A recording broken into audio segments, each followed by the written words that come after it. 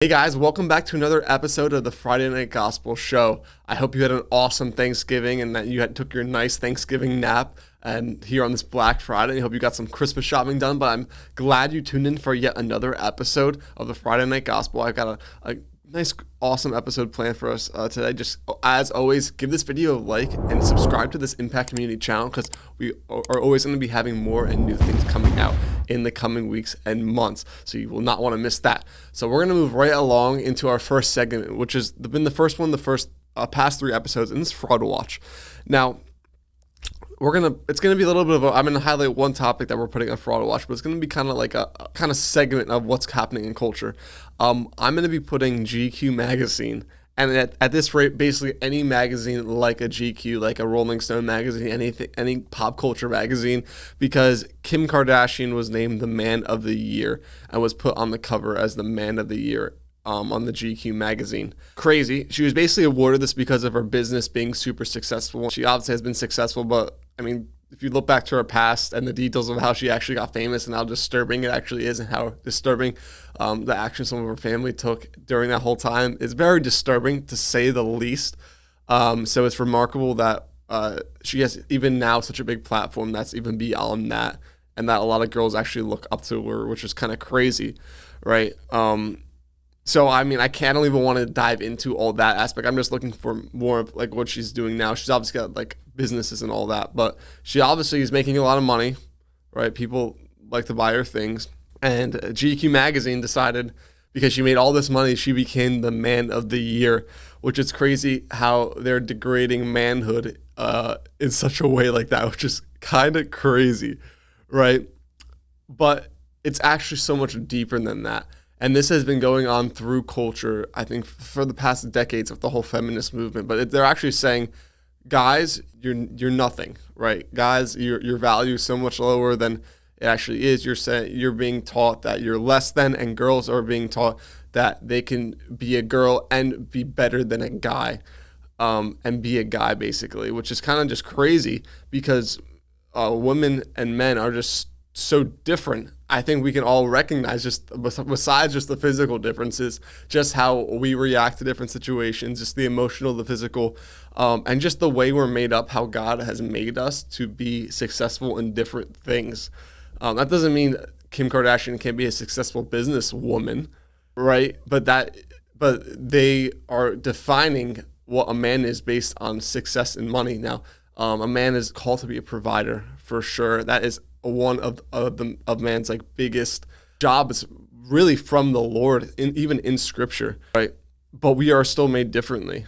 Men are being made to be weak, and yet the Lord calls all of us to be strong, but especially men, right? I mean, if we see even in men in the past 2 generations, right, we see how much more laziness there is, how much weaker we are as men, how much passive we are as men.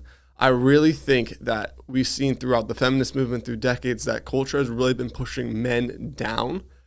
And in return, there's been a generation or 2 of men who are really weak and really have not embraced manhood to its fullest capacity. Now, I definitely think at this moment in time with people like Andrew Tate, we are seeing a movement against that, where men are, trying to get back some of their masculinity, which I think is awesome, but there's also some negatives to the movement that is going on right now, for sure. But just in general, like the roles that the Lord has put in place in our lives are healthy. And I think as soon as we start to reject that, and what we're seeing in culture now, we're rejecting those roles, and a lot of issues are happening, right? And this is the reason why GQ and all magazines like that are on Fraud Watch, because the thing they are doing is a byproduct of what they're pushing in culture, of women can be men and being a man is toxic. That's what they're saying. Women can be better than men, but being a man is toxic. So that's why GQ is on Fraud Watch. Now, moving into my next segment today, which is going to be my top 10 segment. And based on the time of year we are in, we're on Black Friday when this is coming out, I'm going to go through my top 10 Thanksgiving foods.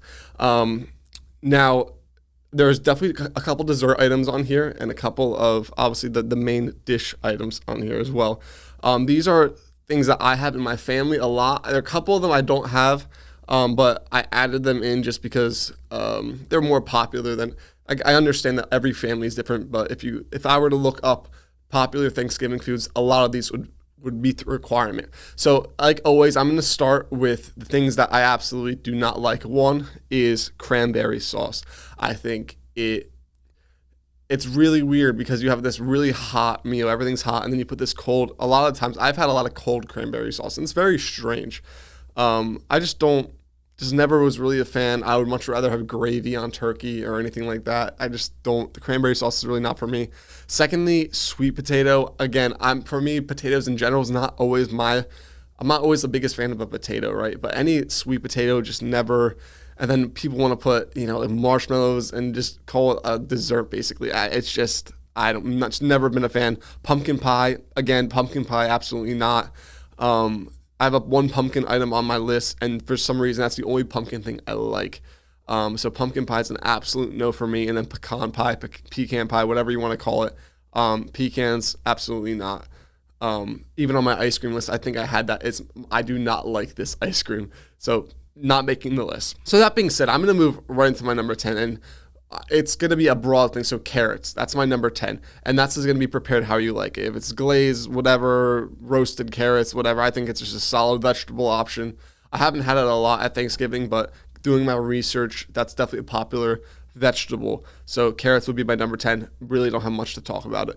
Number 9, I have rolls, any kind of bread item to complement what is going on during your meal. It's a solid bread. We all love bread, right? I can't put it any higher just because it's Thanksgiving. Bread's not always the feature, so it's definitely a side dish, but bread's always so solid. Now moving into number 8, green beans. That's going to be my highest vegetable on the list. Solid. It's a winter vegetable. It's a Thanksgiving food. I don't know what more you can say. Roasted green beans with some garlic. Can't really go wrong with that. I think out of all vegetables, it is a Thanksgiving classic. Let me know your thoughts in the comments. Now moving into my 7th, it's mashed potatoes. The highest potato on the list. Like I said, I'm not usually the biggest fan of potatoes, but definitely you have a nice mashed potato with gravy. You cannot go wrong with that. And it's, again, I feel like it's just a staple of a Thanksgiving meal, and that is why it's at number 7. Now number 6, this is definitely a Thanksgiving staple, and that is going to be stuffing. I say what you like about stuffing. When it's really good, it's something you cannot leave off your plate. When there's bad, it definitely can be a little bit to desired. So I understand. Honestly, stuffing would be higher if there was more consistency with it and people would get it right more often. So that's why stuffing's at number 6, because when it's really good, you want to get thirds, if you guys know what I'm saying. But if it's bad, you go take a little bit and then you call the night on the stuffing. So number 5, it's along that same line. I have turkey at number 5. Now this might be controversial for some, but for me, there is nothing worse than biting into a dry piece of meat. Now this could be anywhere from chicken to steak to pork to turkey to whatever. Biting into a dry piece of meat is probably the worst possible thing. I don't care if you put gravy on it. If it's naturally dry, it's like gravel in my mouth, and I lose my appetite when I have a dry turkey. So turkey, when it's done right, I'll eat it. It's excellent. But I've had one too many bad turkeys where it's like I don't even, because the turkey is supposed to be the main fixture of the evening, right? Everything's supposed to be centered around the turkey. So when that's wrong, it makes me not want to eat anymore. So that's why it's at 5. It's good. It's great when it's good, but then a lot of the times, unfortunately, people mess it up, right? So then that's why it's at number 5. Number 4, I have a dessert, and it's pumpkin roll. Now, like I said, I don't really like pumpkin things, but for some reason, my mom's pumpkin roll. It's got cream cheese icing in it. I can eat that all year round. I don't know what it is about it. For some reason, I just really like that pumpkin flavor in that and that only. So that's why pumpkin roll is number 4. Number 3 is mac and cheese. Now, in terms of Thanksgiving, I don't usually have this at a Thanksgiving dinner. But I definitely know it's definitely a popular Thanksgiving item. So that being said, I have to put it at number 3 because mac and cheese is very good. Again, it's one of those things, if you can get it wrong, but that's like such a staple. Even if it's not the best mac and cheese, it's still pretty solid.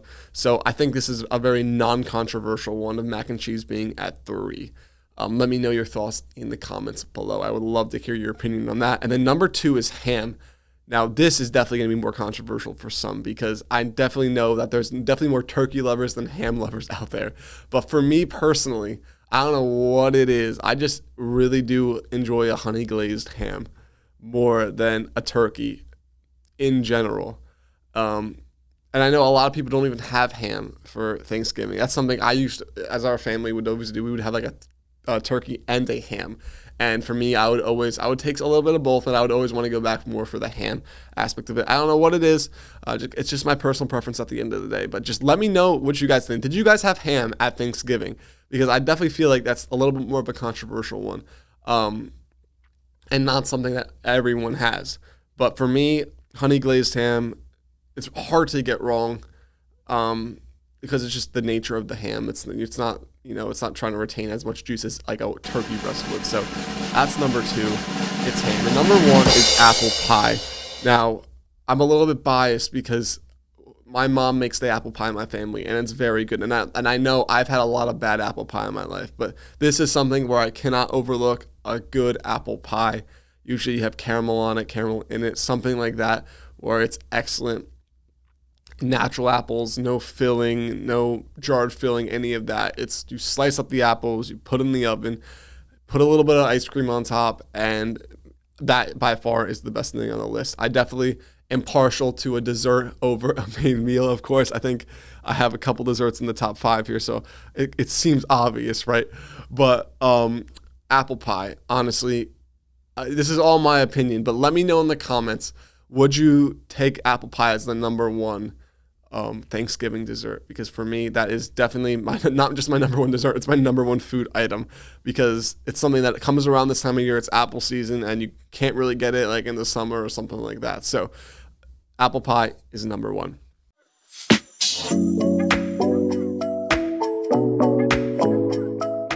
Now, moving into my next segment, I'm going to switch it up a little bit from what we've been doing. The next segment is called Dinner Chats.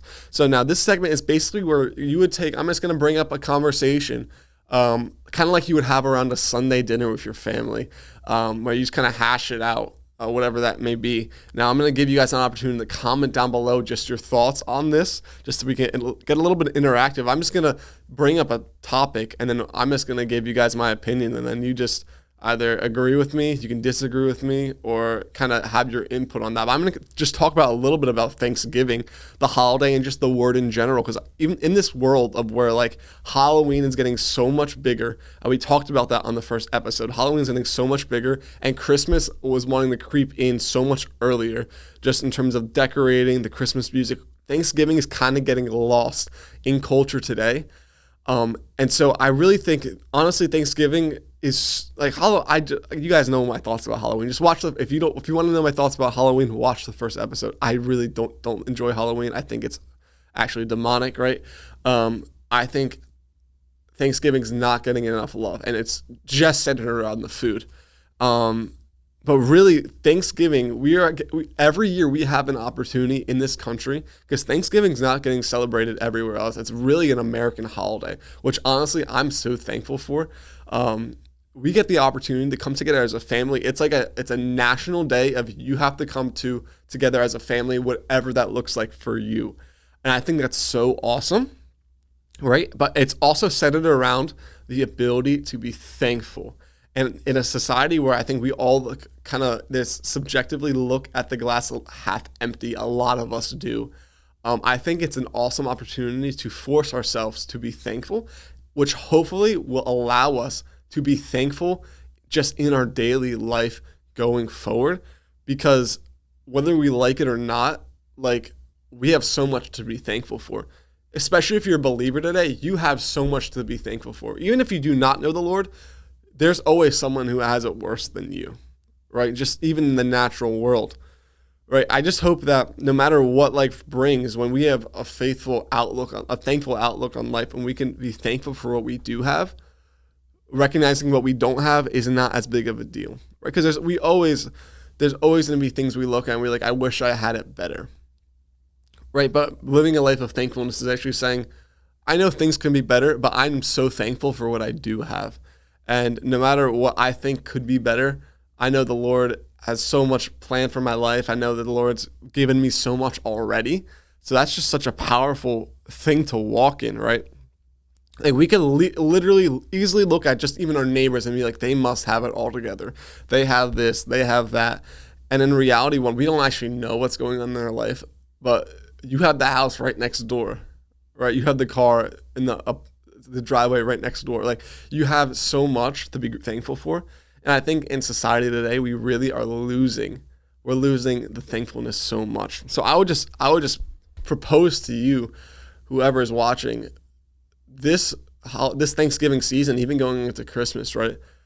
What is a way that we can be thankful in our everyday life? When you went to the table this Thanksgiving, were you able to be thankful for what's in front of you? Not just the natural needs that were met, but just the people around you. Were you able to be thankful for what you got in front of you? Because you can look at Joe Schmo, be like, he's got such a better family than mine. I got so many family issues. I don't even really like being around my family because I don't agree with them. They're annoying, whatever the case may be, whatever your family looks like, but you still got them around you. And some people don't even have their parents, right? So just this Thanksgiving, this holiday season, let's remember to be thankful for what we do have. Let's remember that the Lord's called us to be thankful in good and in bad, right? He didn't call us to be thankful just when we are on our high horse of feeling the best, right? He's called us to be thankful in every season. So I would just encourage you with that today. That's going to wrap us up for the show. It's a little bit of a shorter one today, but just a little bit of a Black Friday special for you as you're shopping online. Just enjoy this holiday season. Be thankful for what you've got because the Lord has given us so much. And there's always someone who has it worse than you. And the Lord's wanting to actually provide for you wherever you're at if you call on his name. So I just want to bless you guys with that. I hope you have an amazing Thanksgiving weekend. And I hope to see you next Friday. And peace.